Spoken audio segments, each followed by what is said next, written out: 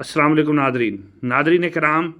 General Asim Munir साहब जिन्होंने हिंदुस्तान को मुंह तोड़ जवाब देना था, वो अब लेट गए हैं हिंदुस्तान के सामने और भीगी बिल्ली की तरह अब बैठ गए हैं कि हम किसी किस्म का कोई जवाब नहीं देंगे। नेशनल इसके सिक्योरिटी सबूत कमेटी में में आप राना सनाउल्लाह की मुसल्लह अफवाज को इख्तियार दे दिया गया है, जब मर्जी चाहे कार्रवाई करें प्राइम मिनिस्टर की तरफ से। ये तो मुसल्लह अफवाज ने तो कार्रवाई की है, यानी वो जो एक बयानिया हुकूमत का और आर्मी चीफ का था कि अगर उन्होंने कोई हरकत की हम नहीं करेंगे, लेकिन अगर उन्होंने की तो हम उसका मुंह तोड़ जवाब देंगे। तो वो मुंह तोड़ जवाब जो है वो दिया जा चुका है। अब राणा साहब अगर मजीद कार्रवाई होगी सर करेंगे तो फिर हम जवाब देंगे। मजीद वो करेंगे तो उसका फिर इससे भी ज्यादा मुंह तोड़ जवाब। और अगर वो नहीं करेंगे तो हम कुछ नहीं करेंगे।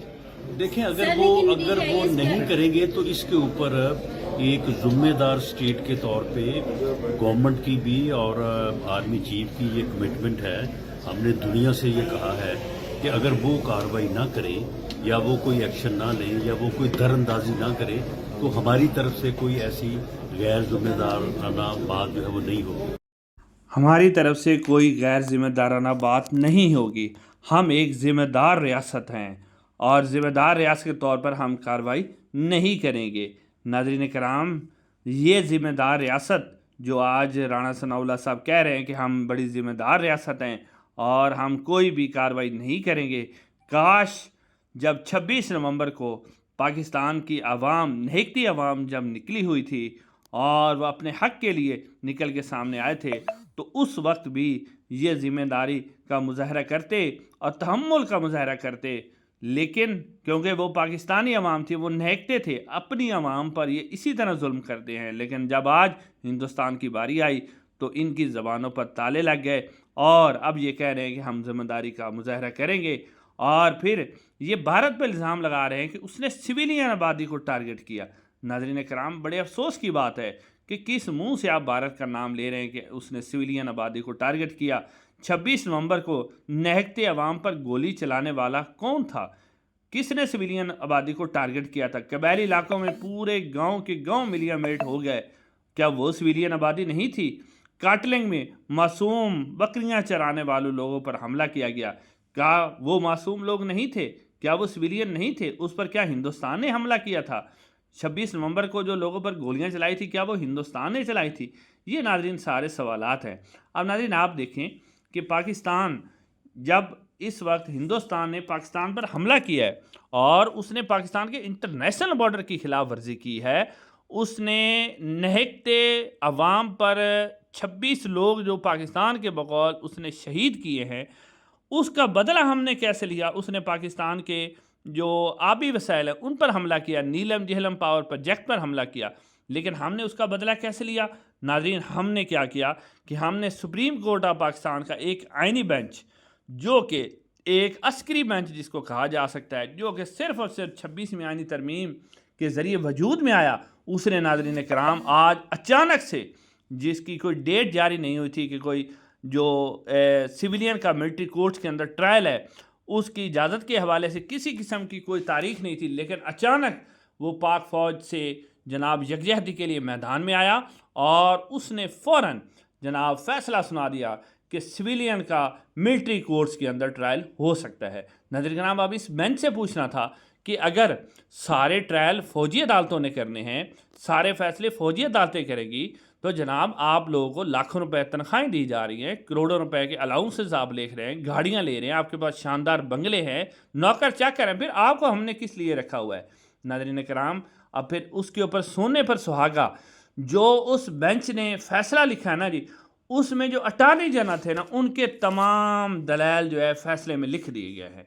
नाज़रीन कराम, आप अंदाज़ा करें कि अटॉर्नी जनरल ने जितनी बातें की, यानी कि अटॉर्नी जनरल फैसले में लिखते हैं कि अटॉर्नी जनरल कहते हैं कि 39 फौजी तनसीबात पर हमला हुआ और ये हमला एक ही दिन में, एक ही वक्त में सोचे समझे मंसूबे के तहत हुआ। ये सुप्रीम कोर्ट लिख रही है कि हमला हुआ, यानी वो कह रही है कि इन मुल्ज़मान ने जुर्म किया। कहते 4 से 6 घंटे तक ये वाक़यात होते रहे, अटॉर्नी जनरल ने कहा। और अटॉर्नी जनरल कहता है कि इनके खिलाफ FIR भी काटी गई।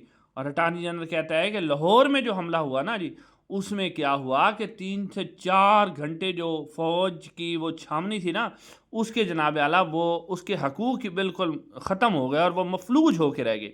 یعنی سپریم کورٹ آف پاکستان نے نچلی عدالتوں پر یہ فرض کر دیا ہے کہ جی انہوں نے جرم کیا ہے، ان کو سزا ملنی چاہیے.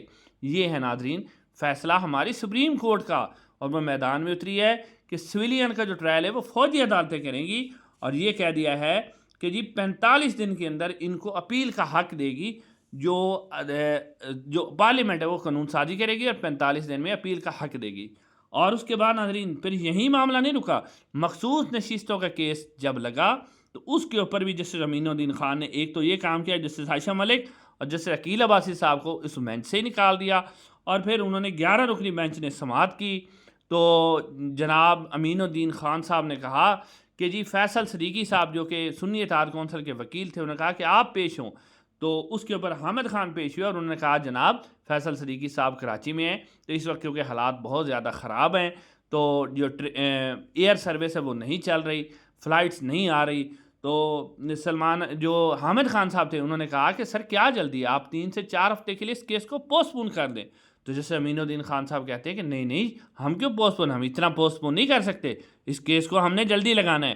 اور انہوں نے بڑی مشکل سے اس کو منگل تک پوسٹ پون کیا، اور منگل کو اب دوبارہ سماعت ہوگی. یعنی اب آپ دیکھیں کہ یہ جو عدالت ہے جو 26ویں آئینی ترمیم کے ذریعے عسکری بینچ بنا ہے، اب وہ جناب جلدی سے مخصوص نشستیں جو ہیں وہ، کیونکہ اب آپ کے سامنے یہ جو آج انہوں نے فیصلہ دیا ہے، سوائے جسٹس مندو خیل کے، جسٹس نعیم اختر افغان کے، ان دو نے ججز نے ان سے اختلاف کیا تھا، باقی تو انہوں نے فیصلہ دے دیا. تو اب جناب وہ چاہ رہے ہیں کہ جلدی سے ہم اس کا فیصلہ دیں، اور فیصلہ دینے کے بعد جناب ہم کیا کریں کہ مخصوص نشستیں نون لیگ اور پیپلز پارٹی میں بانٹ دیں، مولانا فضل الرحمان فضل ڈیزل کو بھی اس کا حق دے دیں، اور اس کے بعد جناب ہم 27ویں آئینی ترمیم کروا لیں. یہ ناظرین سپریم کورٹ آف پاکستان اس وقت جو کام کر رہی ہے وہ 27ویں آئینی ترمیم کے لیے کر رہی ہے. یہ ہے ناظرین تازہ ترین صورتحال کہ ہم نے بھارت کو کیسے جواب دیا. ہم نے جواب دیا جناب ایک تو اپنے وزیر و مشیروں کی تنخواہ میں 140% اضافہ کیا، اور ساتھ ساتھ ہم نے سپریم کورٹ آف پاکستان سے ایک عظیم اور فیصلہ جو کہ انتہائی شرمناک فیصلہ ہے، انتہائی گھٹیا فیصلہ ہے سپریم کورٹ آف پاکستان کا، کہ اس نے سویلین کا ملٹری ٹرائل کرنے کی اجازت دی، جو کہ پاکستان کے آئین اور قانون کی خلاف ورزی ہے، انسانیت کی خلاف ورزی ہے. لیکن کیونکہ یہ جو جنگ کا ڈرامہ تھا وہ اس لیے تھا کہ ہم نے عوام کی حمایت حاصل کرنی تھی. بس وہ اب حمایت مل گئی، لیکن عوام اتنی پاگل نہیں ہے، اسے بھی سمجھ آتی ہے کہ 9 جگہ پر حملہ ہوا لیکن کسی قسم کا آگے سے جو ہے وہ اس کو روکا نہیں گیا. تو یہاں سے سب کوئی پتہ چلتا ہے. انشاءاللہ اگلی ویڈیو میں ملاقات.